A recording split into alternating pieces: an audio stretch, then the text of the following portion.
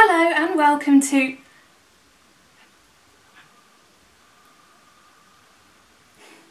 Hello and welcome to...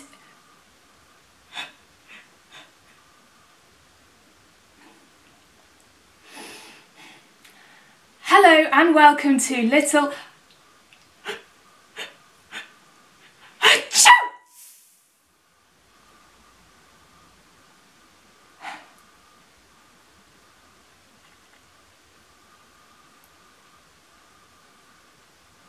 Oops.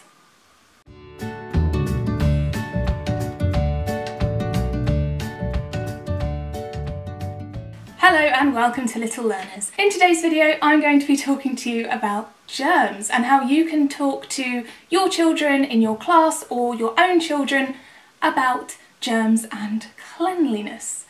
So when I started teaching, I quickly noticed that I was getting ill a lot. I would have a sickness bug every weekend for at least 2 months in a row. It was awful. I would have so many colds, so many sickness bugs, I had the flu, I was catching everything because obviously in reception children haven't caught everything yet, so they catch everything, which means they pass it on to their teachers, and children in reception don't usually have the best cleanliness or hygiene routines, I suppose. Hand washing when they're coughing or sneezing, they're not doing it into a tissue, or they're sneezing and then putting their hands over everything else, and then that means that it quickly spreads to all the other children and teachers. So I devised a plan. I needed to talk to my children about germs and how they spread, but I also didn't want to scare them. Germs are a natural part of life and we just have to know how to deal with them. Not all germs are bad, but we needed to talk about the ones that were. So, as you saw at the beginning of this video, I use glitter to talk about germs. Usually I use a lot less glitter than I've used in this video, but for it to show up on camera I needed a lot more. Usually I just use green because that kind of goes with sneezing and snot, but you can use any colour glitter you like, and I actually put in some chunky silver glitter this time because then it would show up a little bit better. But you really don't need that much, and most of it will end up on the children anyway. So you don't need to worry too much about cleanup. Okay, so at the beginning of the lesson I would go and just wet my hands a little bit, not loads, but just a little bit so that the glitter would stick. I would then get a big handful of glitter. Like I said, you don't need as much as I used in this video, so I would tip the glitter into my hand and then start my performance of a lifetime. Start talking to the children, start making my way towards the front of the classroom, pretend I had a little bit of a tickle while holding the glitter in my hand, but obviously they're not noticing that. And then, as I get close to them, I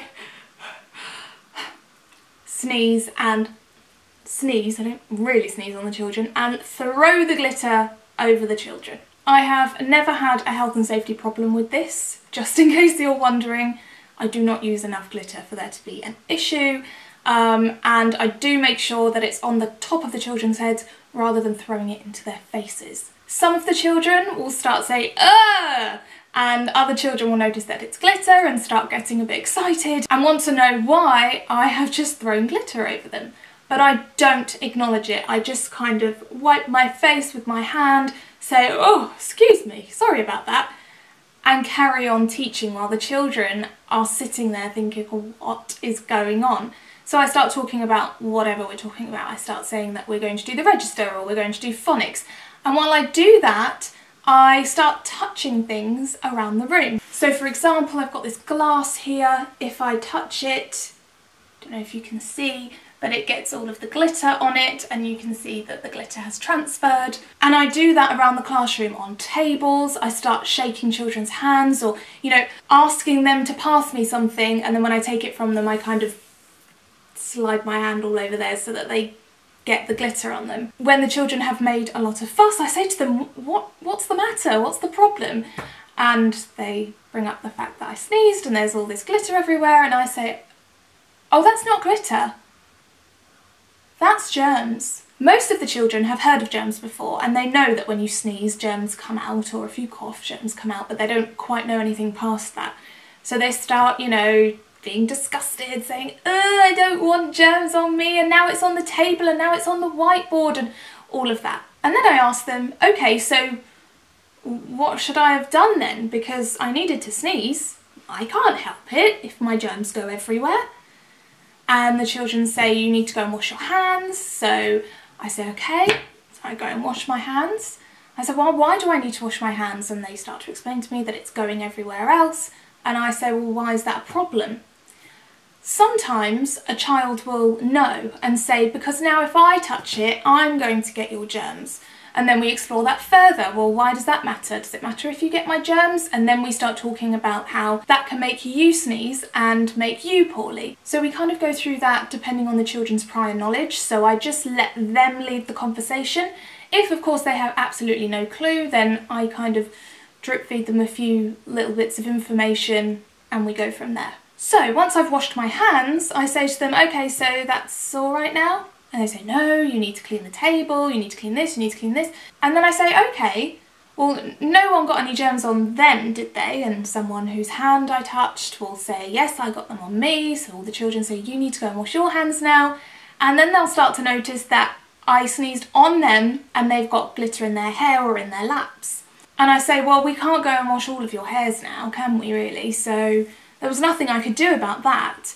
And they might say, yes, you should have sneezed into your hands instead of all over everyone, or someone might say you need a tissue. If they don't say that, then obviously I will kind of bring that out of them. So then we talk about when we sneeze into a tissue, what do we do with it then? So then I pretend to sneeze into a tissue and leave it on the desk and then just carry on talking to them, and they say, no, you need to put it in the bin.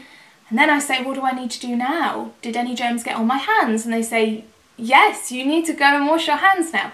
So we kind of get the whole cycle.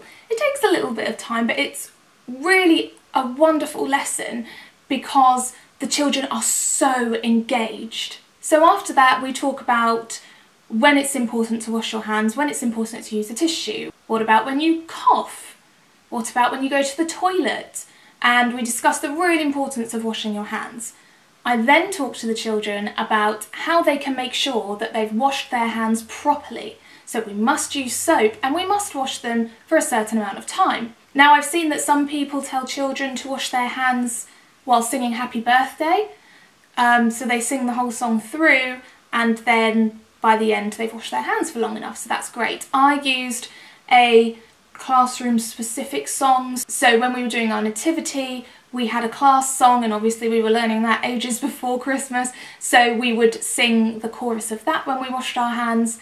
And I would say, you know, if you sneeze when we're having carpet time and you need to wash your hands, you can put your hand up and go and wash your hands. We also had antibacterial gel in the classroom. We had that in all of the classrooms so they could go and use the magic gel. Once I had done this kind of lesson starter, I would then make sure that at least one table had provision on it about what we just talked about. So I might ask the children to draw some posters for our classroom, so telling people what they need to do when they sneeze. So some children would do some that would have a picture of a person and green everywhere and a tissue. Some children would draw a bin and write, put your tissue in the bin. Some of them could write that on their own, or, you know, I would leave some keywords out for them on the table. I really liked to do this lesson and then have a lot of provision out about this. So for example, I'd have the poster, so that would have our drawing, or they could go to the art table and do some painting, and also I'd encourage them to write as well, so that's got our literacy in there. Of course, this is all health and self-care as well.